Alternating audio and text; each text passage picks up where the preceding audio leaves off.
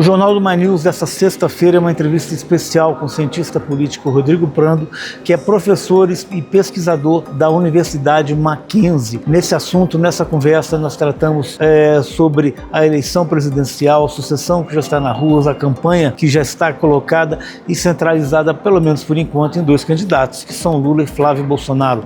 Falamos sobre a montagem dos palanques dos dois lados, que aliados estão atraindo, o papel do vice Geraldo Alckmin, agora confirmado na chapa, e quem será o vice de Flávio ou a vice de Flávio Bolsonaro, que agora essas coisas, começando abril, vão caminhar. Falamos ainda sobre Ronaldo Caiado, que papel terá Ronaldo Caiado nessa campanha? De fato, ele é uma terceira via ou Eduardo Leite seria uma maior novidade? Não é isso? A gente vai conferir essa entrevista muito legal com o Prando, que a gente é parceiro nosso aqui do My News. Eu espero que todos vocês gostem, aproveitando para desejar uma feliz Páscoa para todo mundo, um grande abraço e semana que vem a gente está aqui de volta. Curtam essa entrevista muito legal com o cientista político Rodrigo Prando, assim que o Ítalo rodar a nossa vida.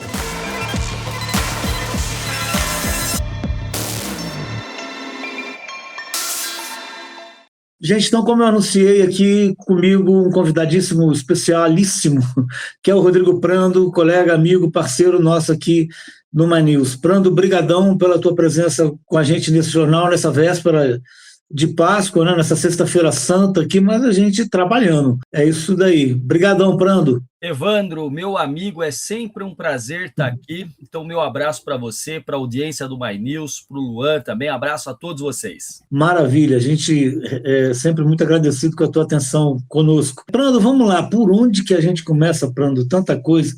Hoje, sexta-feira, quarta-feira, eu tive lá quarta-feira à noite na filiação do Rodrigo Pacheco. Vamos achar um ponto de partida para nós aqui. Na filiação aqui em Brasília, do Rodrigo Pacheco, estavam presentes o Geraldo Alckmin, né? Grande nome do PSB, confirmado essa semana, vice, né? O Lula finalmente confirmou, importante, para poder liberar o Alckmin também para as outras funções. Estava o João Campos, prefeito de Recife, que também deixou a prefeitura, vai disputar o governo do estado, lá em Pernambuco.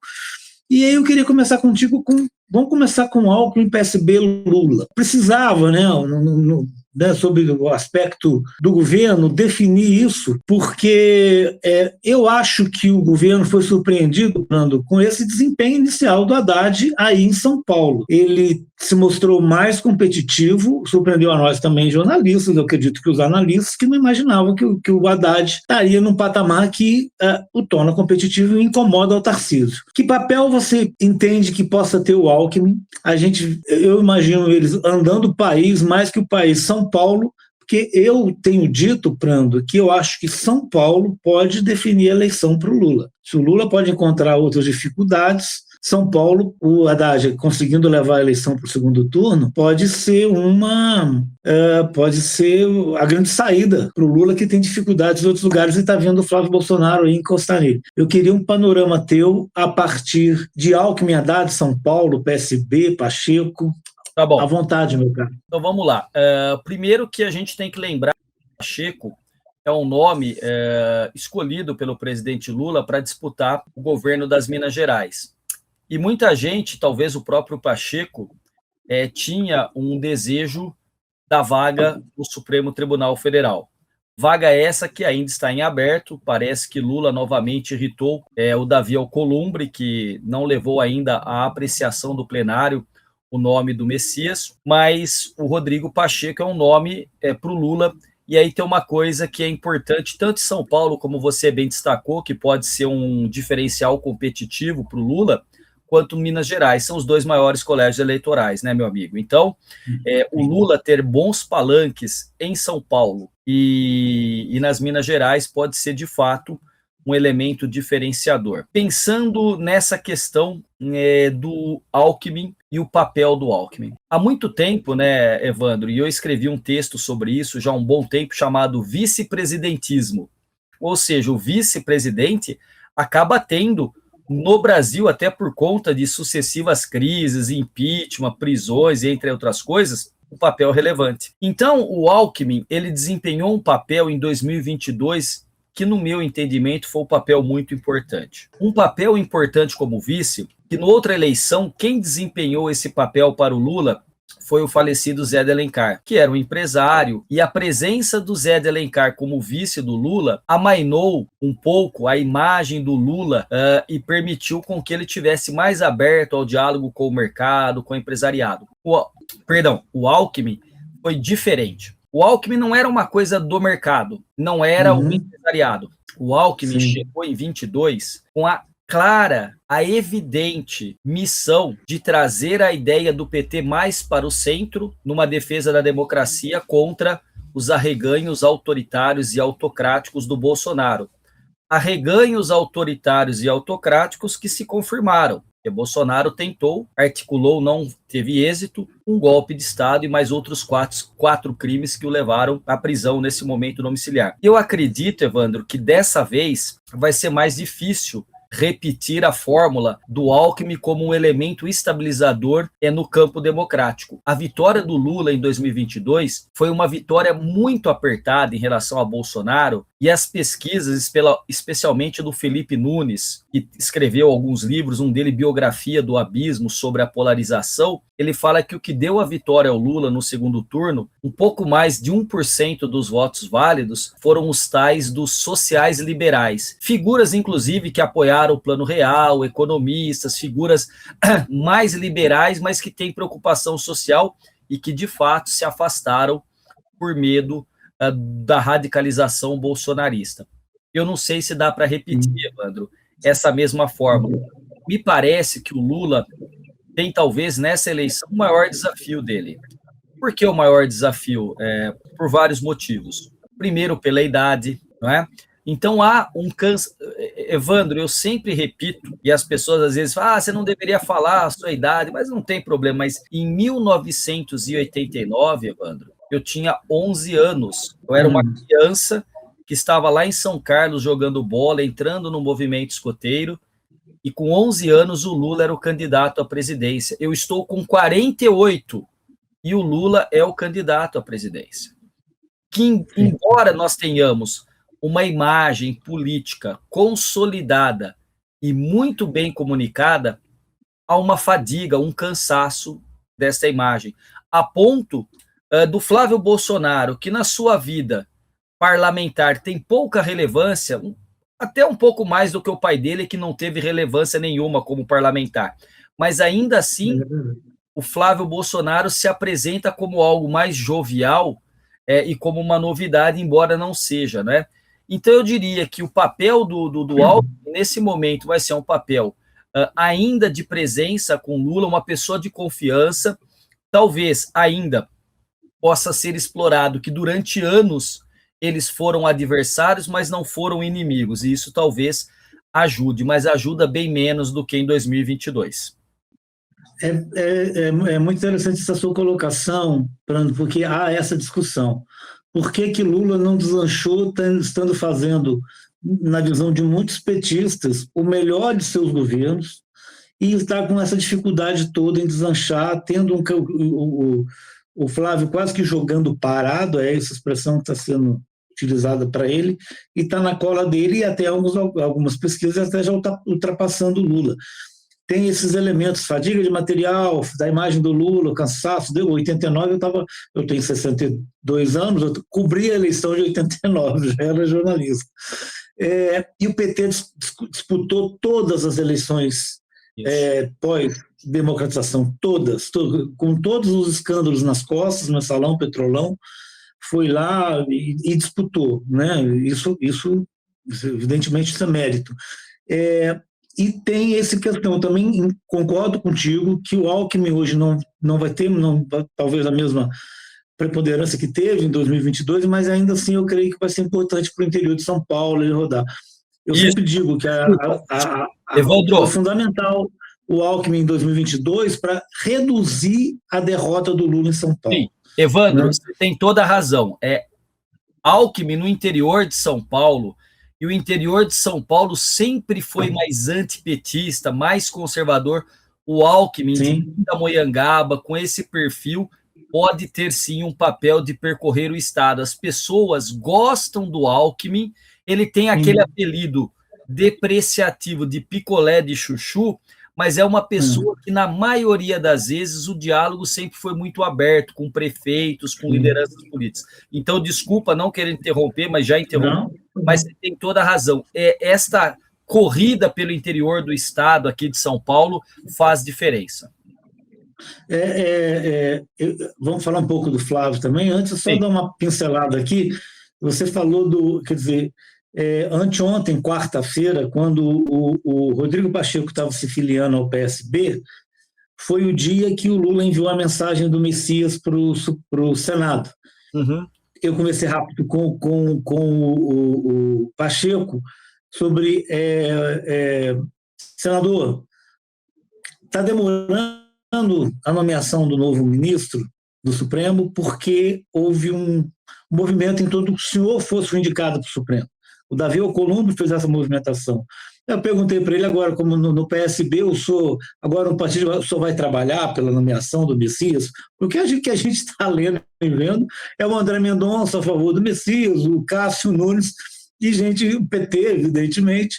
Aí ele falou, não, claro, vou trabalhar.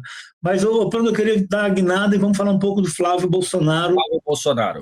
Você falou do Flávio, ele que não é o pai, mas ele tem que tomar... Ele ainda, a sensação que eu tenho, e teve o Caiado, que a gente vai ter que jogar ele nessa história aqui, se vai vingar ou não, se tirar voto ou não, e tem um entendimento de que o Caiado, para crescer, precisa bater no Flávio, porque quem vota no Lula não vai votar no Caiado, o Caiado precisa bater um pouco mais do que disse até agora. Não tem experiência, é pouco.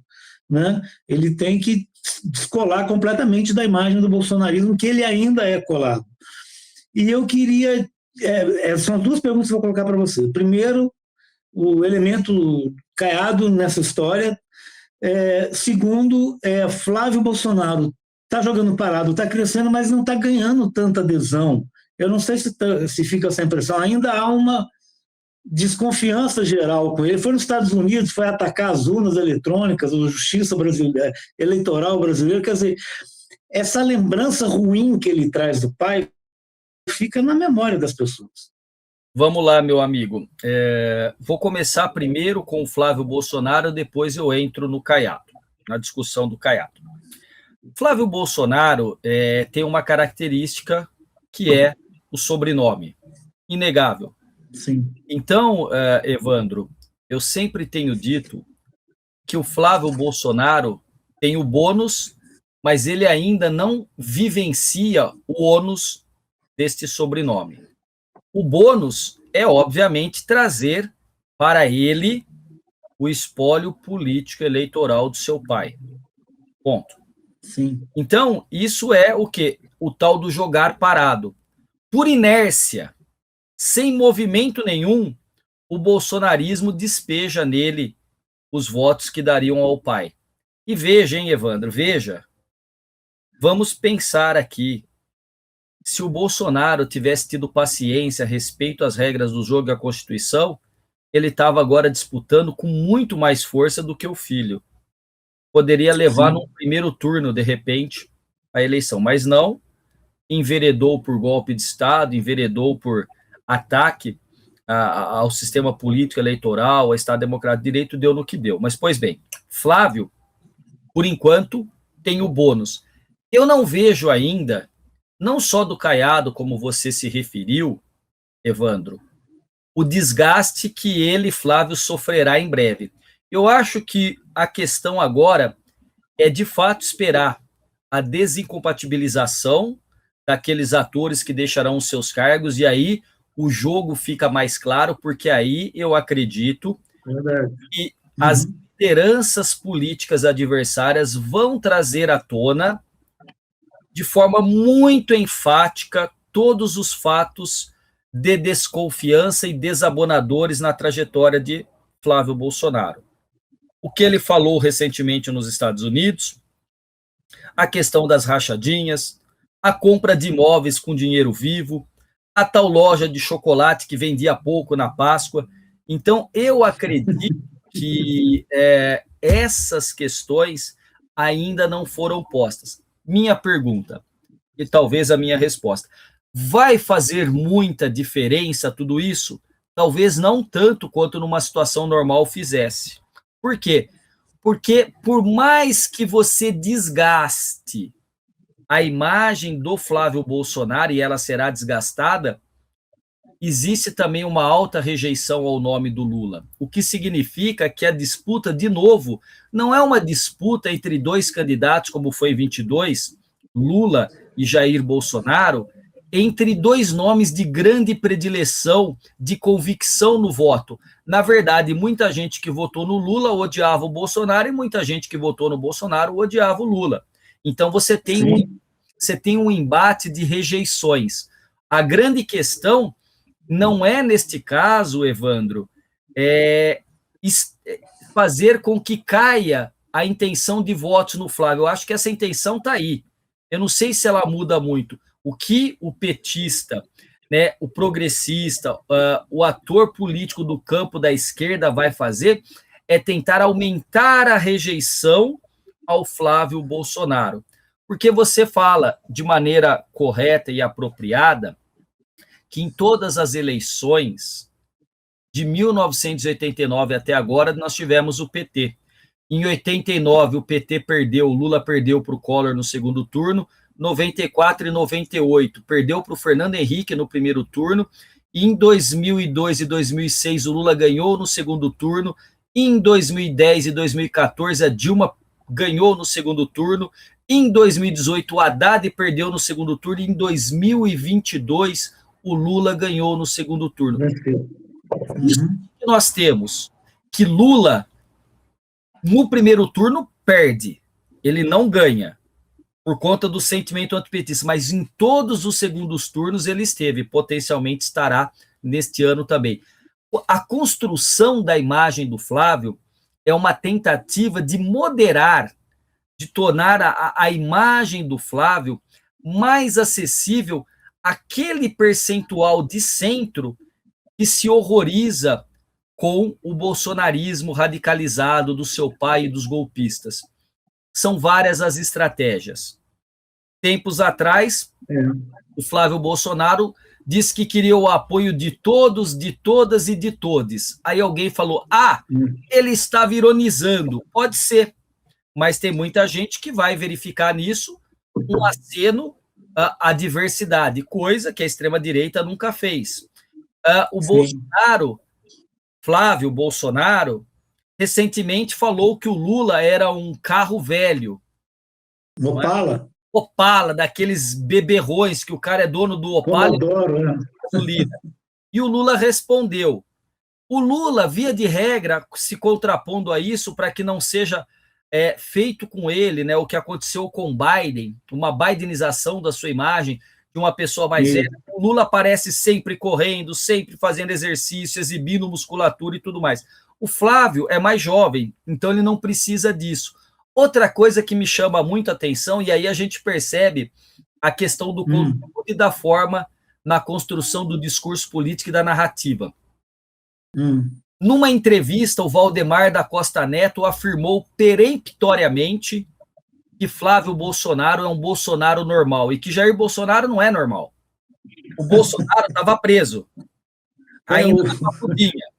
Então, o que ele quis dizer subliminarmente? O Bolsonaro é louco, mas o Flávio não. O Flávio é moderado. Pode falar.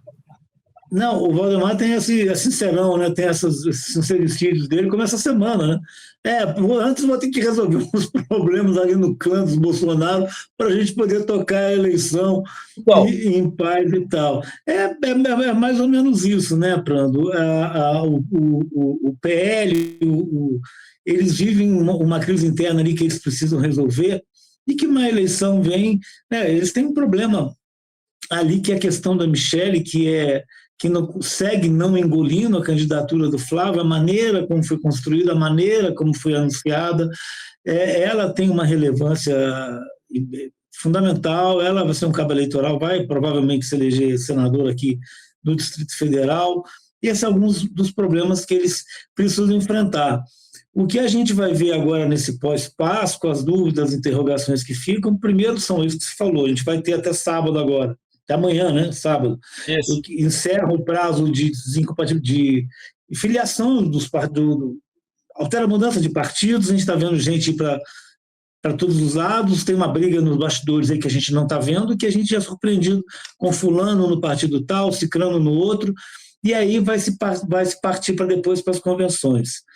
A gente precisa entender primeiro para onde vai o Caiado, o que ele vai fazer, que eu acho até que ele pode ter alguma influência, não relevância.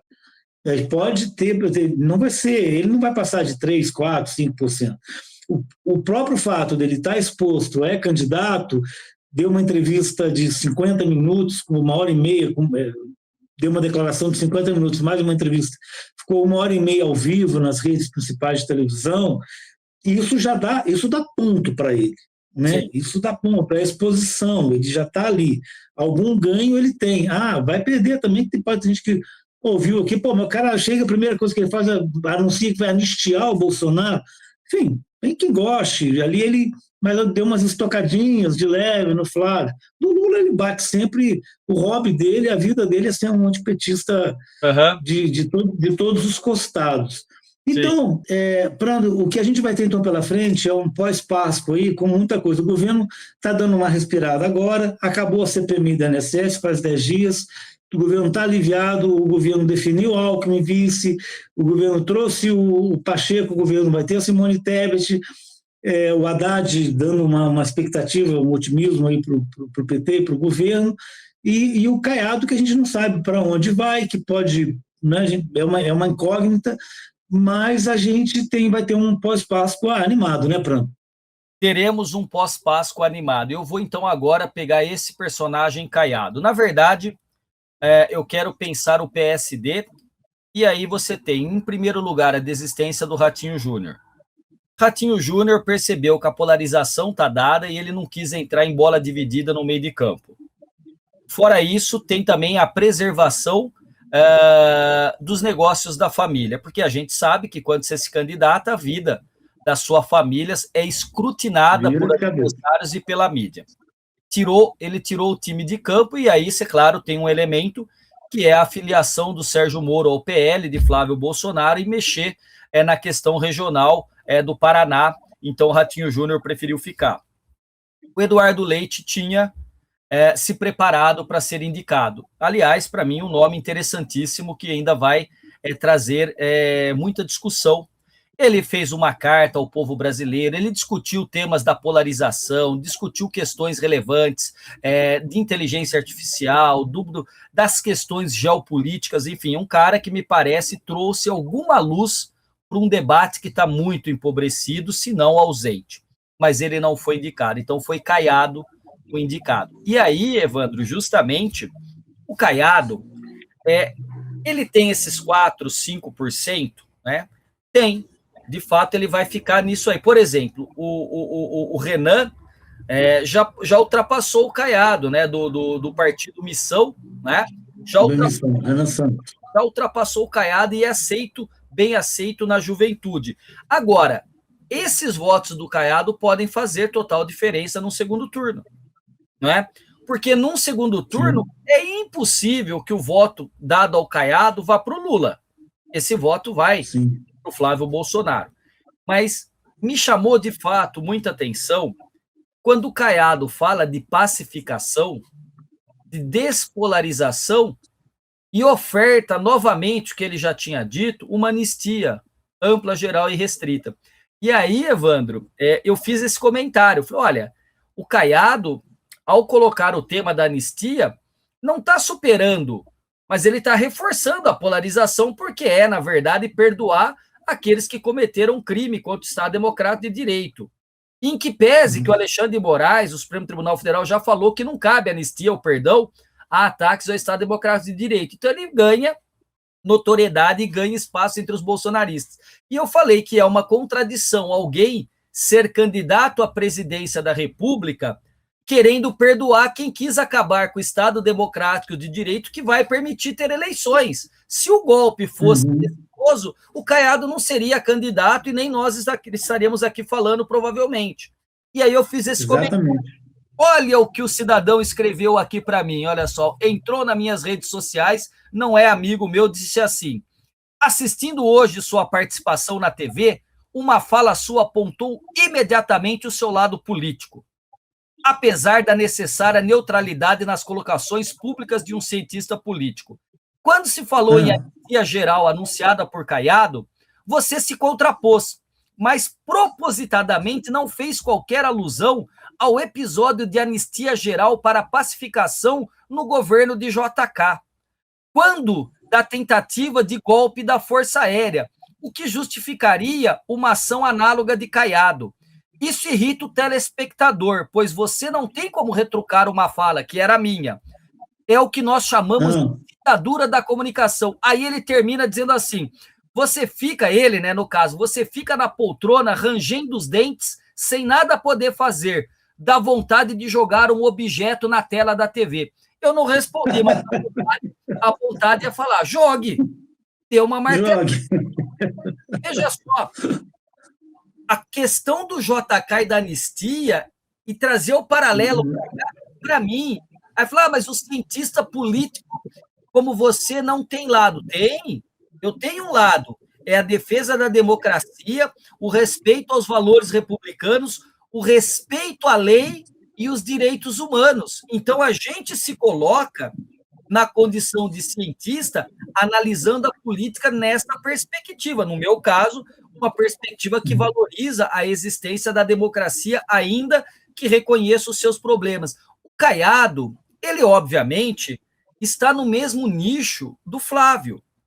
E muita gente diz, Evandro, e eu não sei se vai acontecer, mas se o Caiado, no debate, subir o tom contra o Lula, reforça mais ainda a figura do Flávio jogando parado, dizendo, ó, eu sou moderado, quem está aumentando o tom de voz aqui é o Caiado.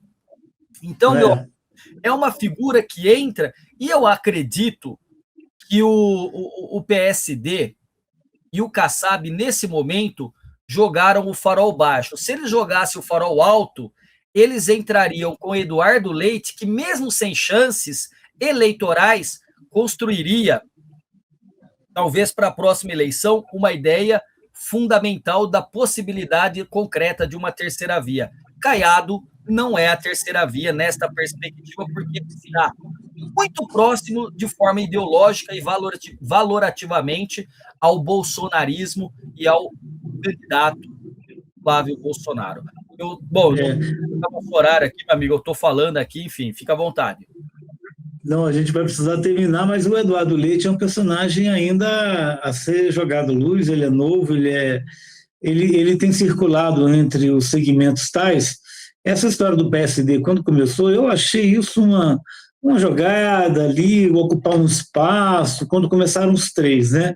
Meio sabido que ia ser o Ratinho, não, vai ser o Kassab, vai ser por consenso, não vai ter votação, o que foi escolhido, os outros dois vão apoiar, se abraçar. Chegaram a fazer um debate, água com açúcar lá entre eles. Quando o Ratinho vai e renuncia, aí se virou uma disputa entre Caiado e Eduardo Leite. Né? O Eduardo Leite recebeu o apoio lá do Pécio Arida, do Armínio Fraga, aí virou um confronto. Né? O Eduardo Leite dando estocadas no Caiado, que não vinha acontecendo antes, que era um jogo de comadre, como se sabia que o Ratinho seria o escolhido, né? E teve essa virada, e eu acho que foi pragmático. A escolha do Caiado entre Caiado e Eduardo Leite, o PSD, o Kassab, foi pragmático de alguém que já entra, já está pronto, já vai. O Eduardo Leite ainda vai ter que ser construído. Mas seria aquela história do ponto de vista de crítica, né, o Eduardo Leite seria muito bem recebido. Né? Agora, do ponto de vista de voto e tal, de alcance, ele talvez tenha um desempenho, nesse primeiro momento, poderia ter um desempenho inferior ao do Caiado. Mas eu acho que o Eduardo Leite seria uma aposta de qualidade, mas o pragmatismo político não tem espaço para isso. Evandro, eu acho que, ainda que nesse momento o Eduardo Leite tivesse menos votos nas pesquisas, a tendência de crescimento dele seria muito maior do que a possibilidade, né? do Ronaldo Caiado. porque o Eduardo Leite traz algo novo, o Caiado traz aquilo que já está aí. Ou seja, a ideia de uma terceira via não é reforçar o que já existe, mas é propor uma saída ao lulopetismo e ao bolsonarismo. E o Caiado não faz isso. No meu entendimento, modesto, e posso estar errado, o Eduardo Leite tinha maior potencial para ser explorado. Então, você tem razão, é uma imagem a ser construída? Em parte, sim. Mas, de certa maneira, é mais fácil construir uma imagem de alguém com 40 anos, governador do Rio Grande do Sul, do que o Caiado, com seus 70 e tantos anos, e que disputou em 1989. Ele foi candidato até a presidente em 89. Mas, enfim, meu amigo, eu sei que o nosso tempo aqui, eu vi agora o relógio aqui, nosso tempo está esgotando. Mas, Prando, é isso. A gente ficaria aqui horas debatendo, conversando. Eu quero te agradecer demais, Prando, Rodrigo Prando, aqui a tua presença conosco. Obrigado mais uma vez. Você vai voltar aqui, a gente vai continuar a falar desse assunto, atualizar como é que vai estar esse quadro político e aproveitar e te desejar um bom fim de semana, uma boa Páscoa para você e toda a sua família. Para você, meu amigo Evandro, uma boa Páscoa. Para quem nos acompanha, essa audiência qualificadíssima do My News, para o Luan, que nos bastidores nos ajuda aqui. Então, para você. Foi pai recentemente, pai da Esther, Luan. Oh, meus parabéns, meu querido. Que seja uma criança muito feliz e abençoada na família. Então, para vocês todos, meu mais desejo sincero de um bom final de semana e boa Páscoa. Até mais, valeu. Até mais, valeu. Obrigadão, Prando. Aquele abraço. Valeu.